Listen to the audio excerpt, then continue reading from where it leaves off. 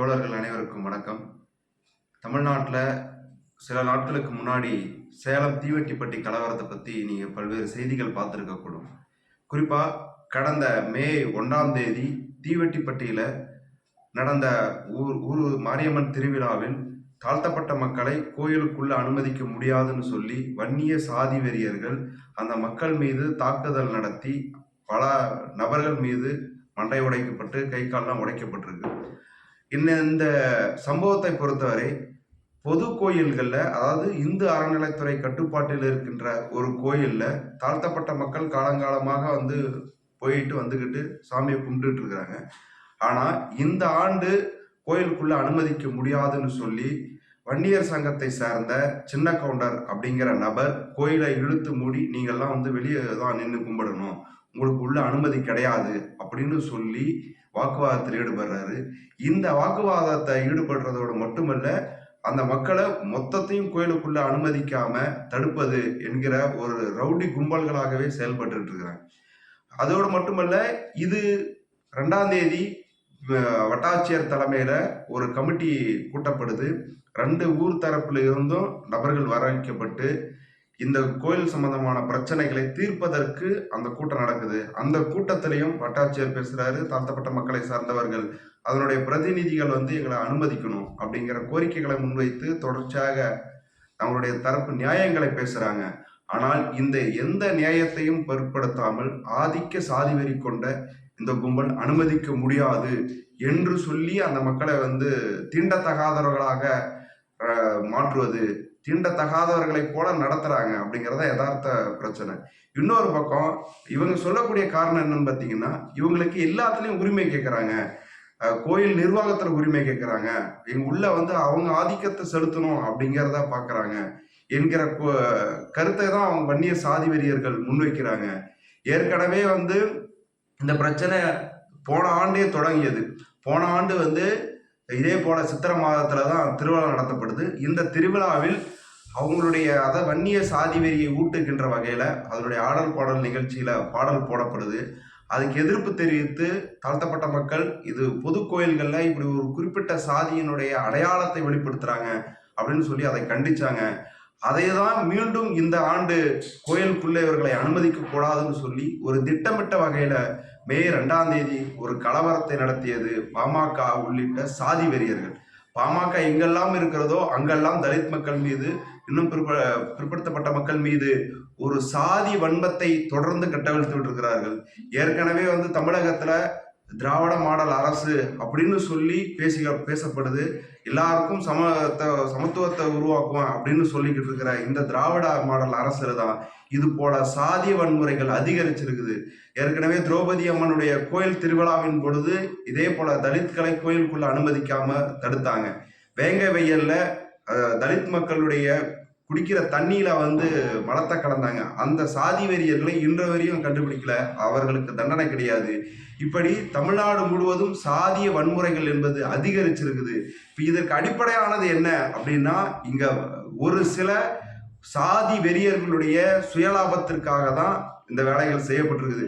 எப்படி திரௌபதி அம்மனுடைய கோயில்ல பாமகவை சேர்ந்த நபர்கள் சாதி வெறியை ஊட்டினார்களோ அதே போலதான் இன்னைக்கு சேலம் மாவட்டம் தீவெட்டிப்பட்டியில் நடந்த இந்த கலவரத்தில் குறிப்பா பிஎம்கேவுடைய ஒன்றிய செயலாளர் வெங்கடேசன், வன்னிய சங்கத்தினுடைய தலைவர் சின்ன கவுண்டர் உள்ளிட்ட நபர்களுடைய தூண்டுதலின் பெயரில் தான் இந்த சாதிய வன்முறைகள் அதிகரிச்சிருக்குது. இப்ப இவங்க சொல்றத போல நான் தான் ஆண்ட சாதி பெருமை அப்படின்னு பேசிக்கிட்டு இருக்கிறோம். ஆனா பார்ப்பனனை பொறுத்தவரையும் தனக்கு கீழானவர்கள் எல்லாருமே சூத்திரர்கள் தான் என்கிறத இந்தியாவுடைய பார்ப்பனியும் கட்டமைச்சு வச்சிருக்கிறான். இந்தியாவுடைய அடி ஆழம் வரை அது பரவி இருக்கிறது. அதுதான் அடிப்படை காரணம். இங்க சாதி வெறி ஆண்ட பரம்பரைன்னு பயங்கரமா பேசிக்கிட்டு இருக்கிறான். ஆனா இன்னைக்கு நீட் தேர்வு கொண்டு வந்திருக்கிறான். இது தலித்களுக்கு மட்டும் கொண்டாடப்பட்டிருக்குது, வன்னிய சாதி மக்களுக்கும் தான் கொண்டாடப்பட்டிருக்குது. அப்ப அந்த பொது எதிரிக்கு எதிரான போராட்டத்தில் நிற்கிறத விட்டுட்டு தனக்கு கீழானவன் அப்படிங்கிற இந்த சாதிய கண்ணோட்டத்தின் அடிப்படையில தான் இன்னைக்கு எல்லா சாதிய சங்கங்களும் இயங்கிட்டு இருக்கு. இதோடு மட்டும் இல்ல, இன்னைக்கு ஒரு தொழிற்சாலை எடுத்துக்கிட்டீங்கன்னா தொழிற்சாலையில அங்க சாதி கிடையாது, உழைப்பு சுரண்டல் தான் அதிகரிக்கப்பட்டது. தலித்துகளுக்கு 1 மணி நேரம் அல்லது வன்னியர்களுக்கு 1 மணி நேரம், மற்ற சாதியினருக்கு ஒரு குறிப்பிட்ட நேரம் அப்படிங்கிறது கிடையாது. இங்க 8 மணி நேரம் அப்படிங்கிறதெல்லாம் போய் 12, 18 மணி நேரம்னு சொல்லி உழைப்பு சுரண்டல் வைக்கப்பட்டிருக்குது. நீட் தேர்வின் மூலம் மாணவருடைய கல்வி உரிமை பறிக்கப்படுது. தொழிலாளர்களுக்கு எந்த உரிமையும் கிடையாது. விவசாயிகள் விவசாயத்தை செய்ய விடாம நாடோடிகளால் துரத்தடிக்கப்படுகிறார்கள். எனவே இந்த பொது எதிரிக்கு எதிராக நிற்பதை தடுப்பதில் என்ன வழி அப்படின்னா, சாதியாகவும் மதத்தாலும் பிரித்தாளப்படணும் என்கிறதான் ஆர்எஸ்எஸ் பாஜகவினுடைய திட்டம். அதற்கு இந்த சாதி வெறியர்கள் துணை நிற்கிறார்கள்.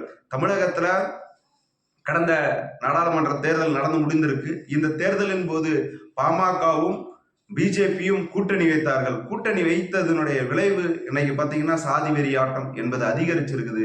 எனவே இது போன்ற சாதி வெறியர்களை எப்படி தண்டிப்பது, சாதி வெறியை எப்படி தடுப்பது, தமிழகத்தில் சாதி வெறியர்கள் நடவடிக்கை எடுக்கணும். சாதி வெறியர்களுடைய ஒரு வன்முறை செய்யறாங்கன்னு சொன்னா உடனடியாக அவர்களை கைது செய்து சிறையில் அடைத்திருக்கணும். ஏற்கனவே இங்க இந்த கலவரம் வராமல் தடுத்திருக்க முடியும். சேலத்துல நடந்த இந்த கலவரத்தை தடுத்திருக்க முடியும். எப்படி தடுத்திருக்க முடியும்? பொது கோயில்கள்ல எப்படிடா நீ தாழ்த்தப்பட்ட மக்களை அனுமதிக்க முடியாதுன்னு பேசுவ அப்படின்னு சொல்லி, அப்போ சாதிவெறியை தூண்டியவர்களையும் கோயிலுக்குள்ள அனுமதிக்காதவர்களை கைது செய்து உள்ள வச்சு இந்த மக்களுக்கு அனுமதி கொடுத்திருக்கணும். அனுமதி கொடுத்திருந்தா இது போல ஒரு கலவரமே அங்க மாவட்ட நிர்வாகம் இவர்களெல்லாம் சேர்ந்துதான் அந்த மக்களை அடிச்சு காயப்படுத்திருக்கிறாங்க, மண்டையை உடைச்சிருக்கிறாங்க. இப்ப அதுக்கு அடிப்படையானது தன் உள்ளுக்குள்ளே இருக்கிற சாதிய உணர்வு. இந்த சாதி உணர்வு கொண்ட நபர்கள் எல்லா துறைகளிலும் இருக்கிறார்கள். குறிப்பா ஆர்எஸ்எஸ், பிஜேபி, இந்த சங் பரிவார் கும்பல் இதைதான் உருவாக்கணும்னு நினைச்சுக்கிட்டு இருக்கிறான். அந்த உருவாக்கத்தினுடைய வெளிப்பாடு தான் இன்னைக்கு எல்லா துறைகளிலும் இவனுடைய ஆட்களை நிரப்பி வச்சிருக்கிறான். இவன் இல்லைன்னா கூட அவனுடைய வேலைகள் எளிமையா நடக்குது. போலீஸ் தாழ்த்தப்பட்ட மக்களுடைய ஊருக்குள்ள தூந்து எல்லாரையும் அடிச்சு மண்டையை உடைக்குது. குளிச்சுக்கிட்டு இருக்கிற பெண்ணை வெளியில மனசுல இருக்கிற அந்த சாதிய உணர்வு. எனவே சொல்றோம், தமிழக அரசு இது போன்ற நபர்களை உடனடியாக கண்காணித்து அவர்கள் மீது உரிய நடவடிக்கை எடுக்கணும். நிலைநாட்டணும்னு சொன்னா அவர்களுக்கான சாதி வெறியை தூண்டுகின்றவர்களுக்கு இடஒதுக்கீடை ரத்து,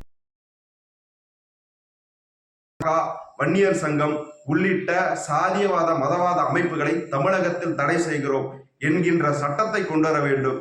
இதன் வழியாக உழைக்கிற மக்கள் இன்னைக்கு பல்வேறு பொது எதிரியை வீழ்த்துவதற்கு இந்தியாவுடைய மிகப்பெரிய அபாயமா இருக்கக்கூடிய கார்பரேட் உழைக்கிற வர்க்கமாக நம்ம ஒன்று சேரணும். இன்னைக்கு தாழ்த்தப்பட்ட மக்களுடைய உழைப்பு, சாதாரண மக்கள் இருக்கிறாங்க, வன்னிய சாதி மக்கள்ல இருக்கிறவங்க சாதாரண உழைப்பாளிகள் இருக்கிறாங்க. இப்ப இந்த உழைப்பு சுரண்டல் நமக்கு எதிரானது யாருன்னா முதலாளி. அப்ப இந்த முதலாளியை இதை தடுத்துடக்கூடாது, அவனுக்கு எதிராக நம்ம ஒன்று சேர்ந்துடக்கூடாது என்பதற்காக தான் இது போன்ற சாதிய மதவாதிகள் ஒன்றாக இணைந்திருக்கிறார்கள். எனவே இவர்களுக்கு மாணவர்களாக, விவசாயிகளாக நாம் ஒன்றிணைவோம்.